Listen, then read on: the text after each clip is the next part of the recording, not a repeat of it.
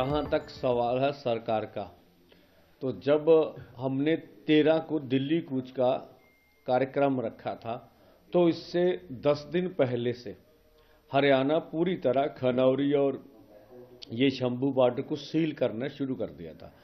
तो सरकार की मंशा पूरी क्लियर हो चुकी थी भी वो किसी भी कीमत पर हमें दिल्ली नहीं जाने देंगे। तो यही हमारे बीच सबसे बड़ा गतिरोध है। अगर किसानों से बातचीत करके आपको समाधान नहीं ढूंढना है, तो कम से कम ये धर्मनिरपेक्ष देश है, सभी का देश है, संविधान के अनुसार सभी को बात करने का हक है। हमें फिर दिल्ली भी तो जाने दिया जाए ना, क्यों नहीं जाने दिया? तो ये जिस तरह से उन्होंने बैरिकेटिंग की, जिस तरह से आगे हम बढ़े तो रबट की फायर हुए, हमारे ऊपर शेलिंग हुई बहुत बड़ी तादाद पर, और उसके ऊपर बहुत सी हमने बुलेट चलने की भी पुष्टि हो चुकी है। अभी बुलेट टायरों पर इस्तेमाल की गई जो आगे ट्रैक्टर्स जा रहे थे। तो सरकार की मंशा तो क्लियर है ना कि किसी भी कीमत पे आपको दिल्ली नहीं जानेंगे। तो ये हम तो चाहते हैं भी आप देश के किसी भी संविधान के अनुसार आप अगर हमें बता दें कि ये जो सब कुछ कर रहे हैं।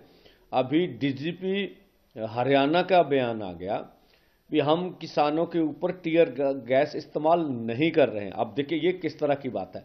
तो हम बोल रहे हैं भाई, अगर आपने कहा है कि आपको मालूम नहीं कौन कर रहा, तो जो कर रहा आप उसको सजा दीजिए ना।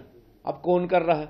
तो ये गलत बयानबाजी भी लगातार हो रही है। और जिस तरह से अगर हरियाणा में आपको जाने का मौका मिले, तो मुझे लगता है एग्जैक्ट फिगर तो नहीं है, 15 से 20 हजार अर्धसैनिक फोर्स हरियाणा पूरे में डिप्लॉयड किए गए हैं। और पूरे गांव में जैसे घेरा डाला होता पूरे, मैं बोला जैसे कश्मीर में जिस तरह से आप हालात देखते रहे पिछले लंबे समय में, वही हालात पूरे हरियाणा के बने हुए।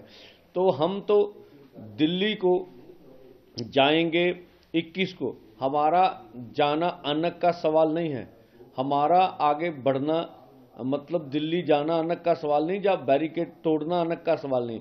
अब सरकार वार्ता से हमारी बात नहीं मानना चाहती, और दूसरी तरह जो प्रस्ताव देती है वो भी जो हमारी असल मांगे हैं उनसे पीछे हटने के लिए देती है।